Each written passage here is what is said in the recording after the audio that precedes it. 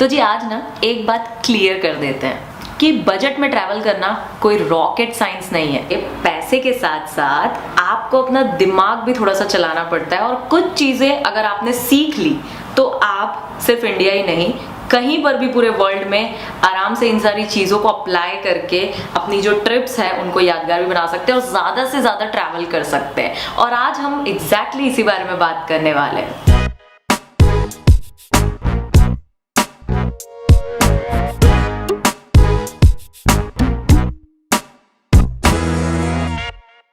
तो हेलो नमस्ते and welcome और welcome back to my channel everybody. मेरा नाम है Himani and I am back with yet another new video. और आज के वीडियो में ना मैं आपको बताऊंगी कि गोवा का ट्रिप आप बजट में कैसे प्लान कर सकते हो और उसके साथ साथ कुछ 2-3 ऐसी चीजें बताऊंगी जो कि आपको बजट ट्रैवल ना सिर्फ गोवा के लिए पूरे वर्ल्ड में आप कहीं पर भी जा रहे हैं ट्रैवलिंग में इन शॉर्ट आपको बहुत ज्यादा हेल्प करेगा। और ये 3-4 पॉइंट्स जो कि मैं बताने वाली हूँ आपको वो आपको अपकमिंग ट्रैवल के लिए बहुत ही ज्यादा मदद करने वाले हैं। तो आज हम बात करेंगे गोवा ट्रिप, जो कि ऑब्वियसली ये सीजन होता है जिसमें लोग मोस्टली गोवा विजिट करते हैं न्यू ईयर के टाइम पे। नवंबर, दिसंबर, जनवरी ये पीक टाइम होता है, सीजन होता है गोवा के लिए। और इस टाइम अगर आप प्लान कर रहे हो तो भी आपको ये वीडियो हेल्पफुल होगा। तो yes, without any further ado let's get started with today's video.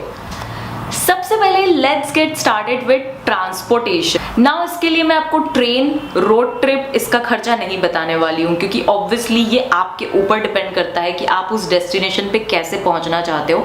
मैं बजट में हमेशा रिकमेंड करती हूँ कि आप public transport like buses, sharing cabs, train ये ज्यादा प्रेफर करो क्योंकि फ्लाइट के tickets obviously as compare to train के टिकट्स महंगी ही होती है। बट फॉर एग्जाम्पल इफ मुझे गोवा जाना है तो मैं दिल्ली से गोवा की अगर ट्रेन सर्च करती हूँ तो मुझे थर्ड एसी में समवेयर अराउंड 2,500 से 3,000 रुपए की टिकट मिलती है, जो कि नियर टू फ्लाइट टिकट्स हो जाती है क्योंकि 4,000 तक में तो मुझे फ्लाइट की भी टिकट मिल जाएगी अगर मैं इन ट्रिक्स को यूज करूंगी। अब वो ट्रिक्स कौन सी है जिसमें मुझे फ्लाइट की टिकट सस्ती मिल जाती है और 4-4,500 के बीच में मैं इंडिया में कहीं पर भी अपनी फ्लाइट की टिकट बुक कर सकती हूँ। और इन्हीं ट्रिक्स के बारे में मैं बात कर रही थी जो कि आप अप्लाई कर सकते हो whenever you are booking flight ticket. सबसे पहली चीज जो आपको ध्यान में रखनी है, डोमेस्टिक फ्लाइट बुक करने के लिए आपको मैं रिकमेंड करूंगी कि आप एटलीस्ट 20 दिन से पहले, लाइक 15 से 20 दिन पहले आप अपनी फ्लाइट की टिकट बुक कर लो क्योंकि जैसे जैसे डेज पास आते जाते हैं टिकट्स के रेट जो है वो बढ़ते जाते हैं, ये हम सबको पता है, राइट। और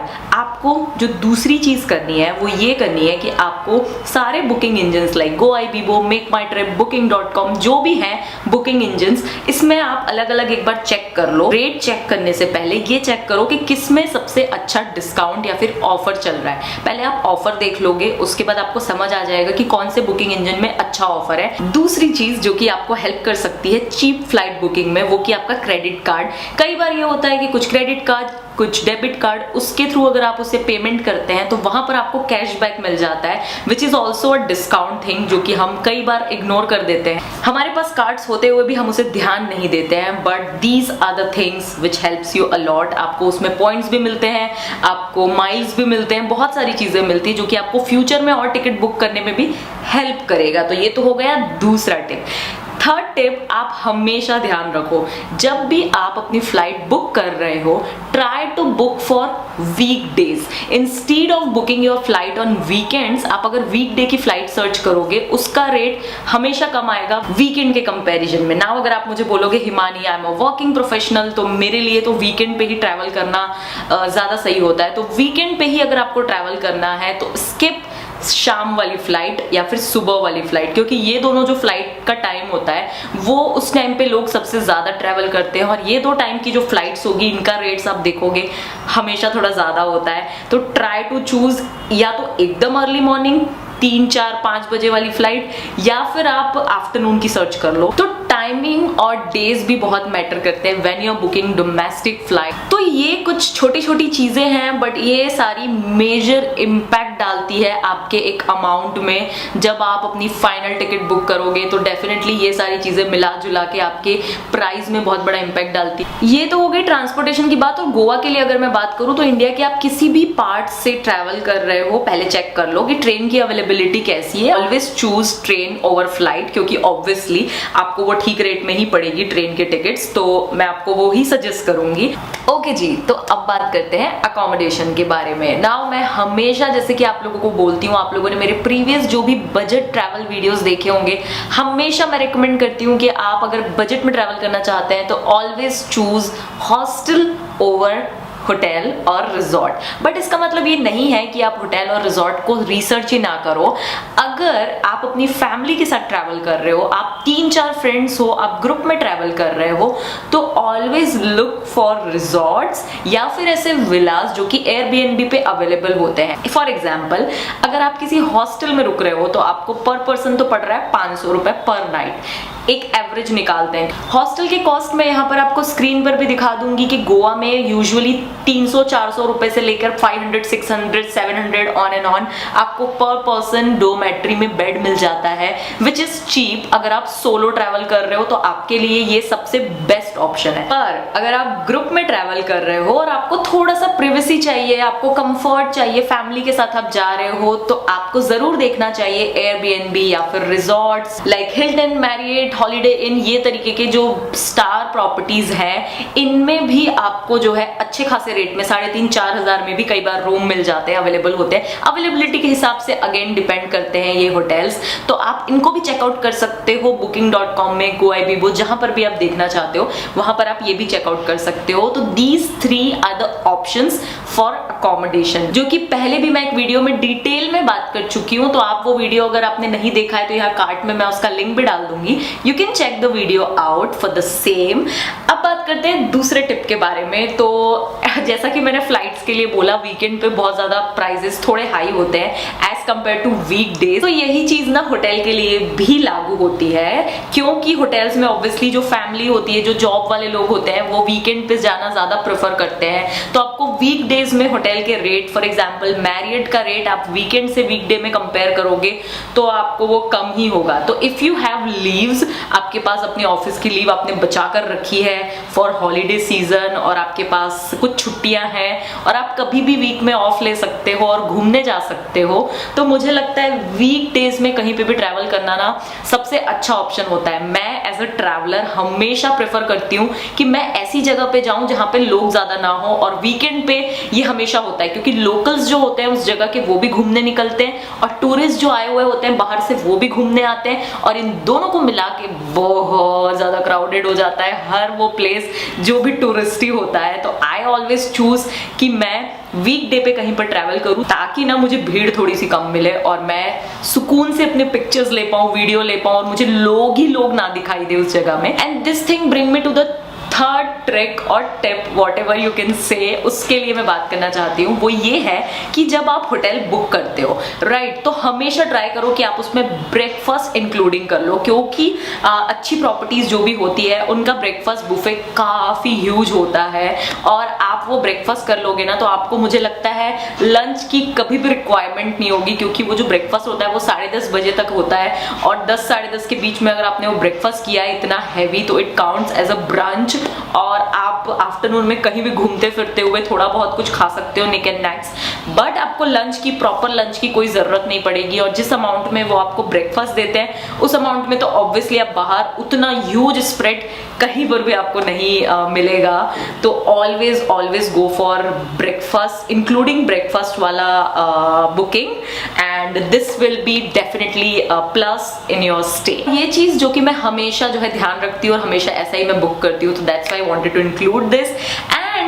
एंड वन मोर थिंग, और इसी के साथ अगर आप जैसे किसी विला में रह रहे हो तो वहां पे डेफिनेटली आपको एक किचन मिलेगा, और उस किचन में you can cook for yourself. तो आप बेसिक ग्रोसरी लाइक अंडा, ब्रेड, फ्रूट्स, ये सब ला सकते हो, और ब्रेकफास्ट खुद के लिए खुद ही बना सकते हो। तो this is also a great option. आप सुबह घर से निकलने से पहले, कहीं घूमने जाने से पहले अपना खुद का ब्रेकफास्ट खुद से बनाया हुआ खा पी कर निकलो, और उसके बाद दिन आगे का जो है वो बाहर जाके स्पेंड करो, बाहर खाओ पियो, ऐश करो। सो इस तरीके से you can save a little bit, and या आपके लिए काफी डिफरेंट एक्सपीरियंस भी होगा अगर आपने कभी ऐसा नहीं किया है। तो ट्राई दिस थिंग्स आउट, और मुझे पता है you will thank me later. तो यहाँ तो मैंने कवर कर लिया अकोमोडेशन एंड फूड की चीजें। एंड फूड और ये सारी चीज़ों में ना मैं एक चीज़ जो कि बहुत ही इंपॉर्टेंट है वो इंक्लूड करना चाहती हूँ कि always buy from locals and always eat what locals eat. ये मैंने पहले भी एक वीडियो में बोला था एंड कुछ लोगों ने शायद नोटिस किया था, कुछ ने नहीं किया था, बट ये मैं अगेन बोलना चाहती हूँ कि जब आप किसी नई जगह को एक्सप्लोर करने गए हो तो जहां पर लोकल लोग सबसे ज्यादा खाते पीते हैं ना, वहां जब आप जाकर कुछ खाओगे ना तो आपको वहां का लोकल टेस्ट जो है वो पता चलेगा। Otherwise if you will go to any kind of a cafe और रेस्टोरेंट जो कि हमारे शहरों में भी अवेलेबल होता है, अगर आप वहां जाकर खाओगे पियोगे तो आपको टेस्ट में कुछ खासा डिफरेंस नहीं समझ में आएगा और फिर आप बोलोगे हाँ इससे अच्छा तो हमारे शहर में मिलता है। तो भाई आपको गेटवे देखना है तो आप मुंबई जाओगे ना, वैसे ही अगर आपको वड़ा पाव ओरिजिनल ऑथेंटिक खाना है तो आपको मुंबई में मिलेगा। आपके यहाँ पे जो मिल रहा है वो ऑथेंटिक कितना भी कर लो वो नहीं होगा। ये तो एक एग्जाम्पल था, बट ऐसे ही बहुत सारी चीजें होती है जो लोग नहीं समझते हैं और फिर कंप्लेन करते हैं कि हम यहाँ पे गए थे तो वहां का वो टेस्ट नहीं मिला हमें, इससे अच्छा तो हमारे शहर में मिलता है। तो ऑलवेज ईट व्हाट लोकल्स ईट, और ये चीज हमेशा ध्यान रखो। तो या this thing covers accommodation, food and transportation, ये तीनों चीजें कवर हो गई है। Okay, so what I do is कि जब मैं अकेली हूँ, मैं सोलो ट्रैवल कर रही हूँ, तो I try to travel on public transport. Like एक जगह से दूसरी जगह जाने के लिए उस जगह पे public transport like buses, shared cab, इस तरीके की चीजें चलती रहती है, वो आप बुक कर लो, उससे आप चले जाओ। एंड अगर आप वो नहीं करना चाहते हो, बड़े आत्मनिर्भर टाइप के हो आप अपना ही खुद ड्राइव करना चाहते हो, तो गो फॉर स्कूटी, साइकिल और बाइक रेंटल पे। और ये ऑप्शंस मुझे लगता है हर टूरिस्टी प्लेसेस पे अवेलेबल है और गोवा में तो ये इजीली अवेलेबल है। लाइक 400-500 में आपको पर डे स्कूटी बाइक मिल जाता है और आप आराम से उसमें पेट्रोल डलाओ और जहां घूमना है वहां घूमते रहो। इवन मैं गोवा जब गई थी लास्ट टाइम तो I went till Panjim, like scooty में गोवा, नॉर्थ गोवा से पंजिम तक मैं गई थी और मैं पूरा घूम कर आई थी एक दिन में। तो इस तरीके से आप भी easily you can rent a scooty और बाइक और उसमें आप आराम से पूरा दिन एक्सप्लोर करो यार। And this is the most important thing which I wanted to cover when it comes to other activities. तो इस तरीके से आपको एक हेल्प हो जाती है, बहुत ही मेजर हेल्प हो जाती है जब आप बजट में ट्रैवल कर रहे होते हो कि आपके पास आपका खुद का व्हीकल है और यू आर सेल्फ सफिशिएंट। आपको वेट नहीं करना है किसी बस के लिए, आपको टैक्सी का वेट नहीं करना है, आपको ज्यादा पैसे भी नहीं लगाना है, कुछ कम बजट में आप आराम से इसमें घूम फिर सकते हो। इस तरीके से you can cover so many activities in a very small span of time. आपके पास वीकेंड का सिर्फ टाइम है 2 से 3 दिन का, तो आप इस तरीके से बहुत सारी जगह एक्सप्लोर कर सकते हो। एंड या इसी तरीके से you can plan various trips under 5000 to 10,000। आप आराम से इंडिया में कहीं भी जाना हो, इन सारी चीजों को ध्यान में रखते हुए you can plan a trip under the budget. अपना बजट डिसाइड करो, उसके बाद जगह चूज करो, उसके बाद बुकिंग करो and go for it. So yeah this is all I wanted to include in this video. Hope you guys find it helpful. और अगर आपको इसमें कोई चीज पे डाउट है और आप मुझसे पूछना चाहते हो तो definitely let me know in the comment section below. I will reply all of them. And या मैं चाहूंगी कि आप और मैं इंस्टाग्राम पर भी कनेक्ट हो जाए। तो my Instagram handle is wanderlust_himani। To check out my Instagram. मैं बहुत ही काफी ज्यादा एक्टिव हूँ इंस्टा पे, तो let's chit chat over there. अभी के लिए इस वीडियो को यहाँ पर एंड करते हैं। Will see you with another video very soon. Till then हंसते रहिए, मुस्कुराते रहिए, यूं ही खुशनुमा जिंदगी बिताते रहिए। Stay safe, stay happy, stay plus. Will see you with another video. Till then tata, bye bye, नमस्ते।